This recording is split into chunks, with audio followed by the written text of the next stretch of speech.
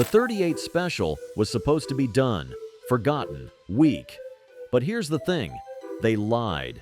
Somewhere between flashy calibers and marketing hype, the truth about the 38 got buried. But this round has a story, and in 2025, it's still making noise in ways that might just shock you. Today, we're pulling back the curtain on the 38 Special and what's really going on behind all the noise. Everyone says it's too old, too weak, too outdated. Gun forums dismiss it. YouTube barely covers it. But while everyone's been looking away, something's been happening.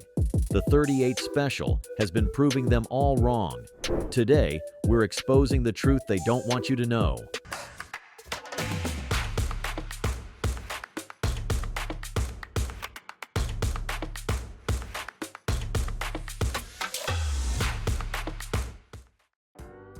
Part 1. The Misconception.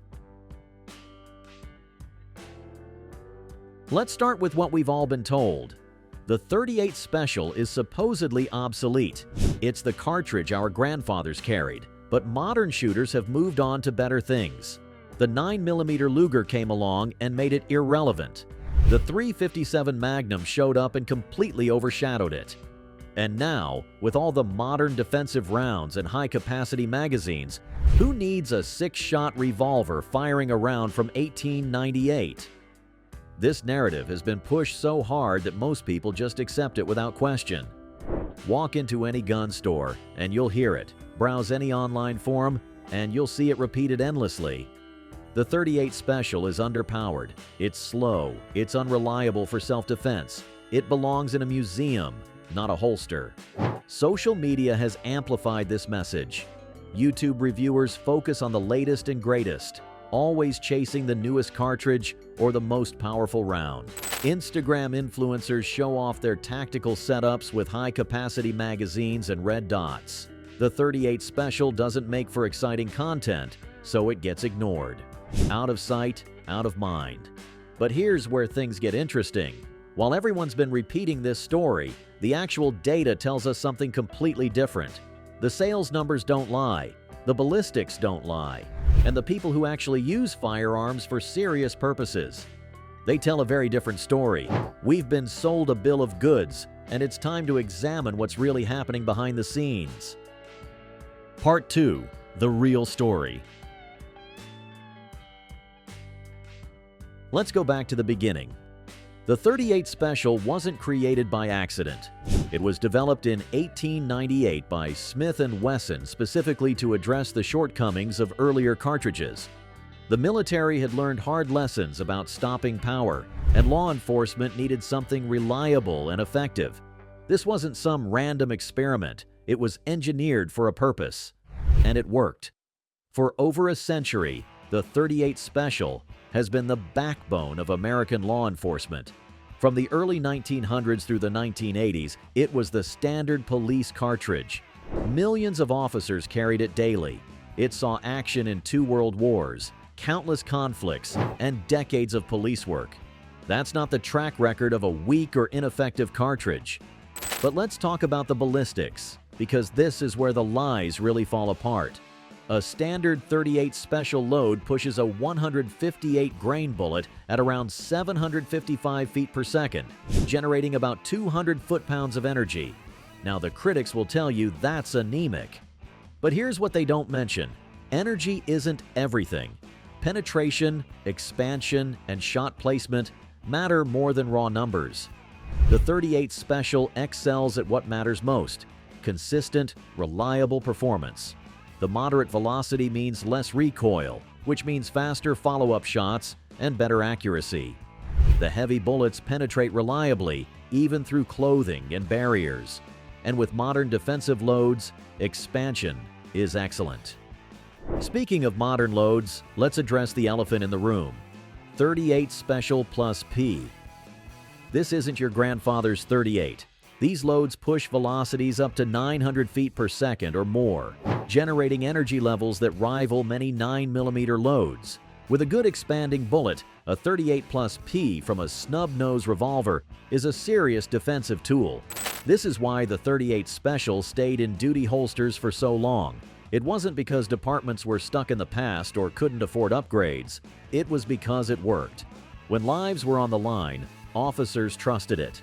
When reliability mattered more than magazine capacity, they chose it. Part 3. Who still uses it and why?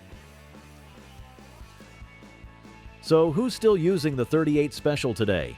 The answer might surprise you. It's not just collectors or nostalgic shooters. It's a diverse group of people who have very practical reasons for their choice.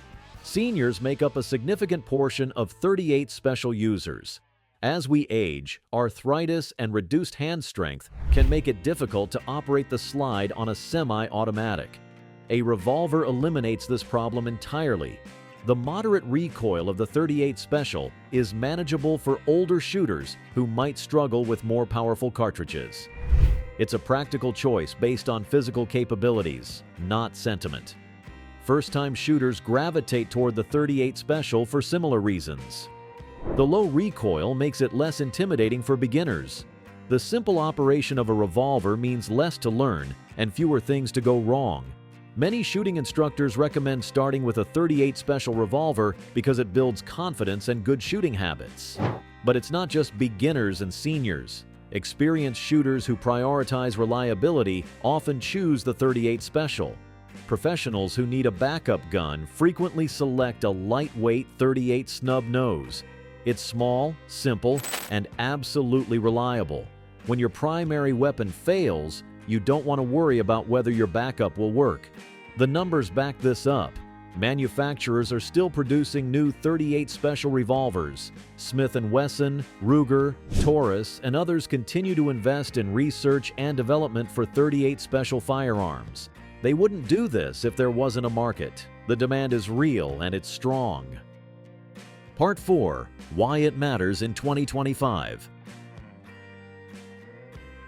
We're living in interesting times for ammunition. Prices have fluctuated wildly, availability has been sporadic, and shooters are more cost-conscious than ever. In this environment, the .38 Special has some significant advantages. First, it's affordable. Compared to premium defensive loads in other calibers, .38 Special ammunition is relatively inexpensive. This makes it accessible to shooters on a budget. More importantly, it makes practice affordable. You can't become proficient with a firearm you can't afford to shoot. Second, it's available. While some calibers have suffered from supply shortages, .38 Special has remained relatively easy to find. This consistency is valuable for shooters who want to know they can always get ammunition for their firearm. The revival in revolvers has also boosted interest in the .38 Special. After decades of semi-automatic dominance, revolvers are experiencing a renaissance. Modern manufacturing techniques have made them more reliable and accurate than ever. New materials and designs have made them lighter and more comfortable to carry. The .38 Special is benefiting from this renewed interest. Concealed carry laws have also played a role. As more states have adopted constitutional carry or shall-issue laws, more people are carrying firearms. Many of these new carriers are looking for simple, reliable options. The .38 Special revolver fits this need perfectly. There's also a nostalgia factor, but it's not just about looking backward. It's about recognizing that sometimes the old ways work. In a world of complex, high-tech solutions, there's something appealing about the simple effectiveness of a .38 Special revolver. It's a tool that has proven itself over more than a century of use. Part 5. The evidence is everywhere. If you're still not convinced, let's look at the evidence that's been hiding in plain sight. The numbers don't lie, and they paint a very different picture than what we've been told.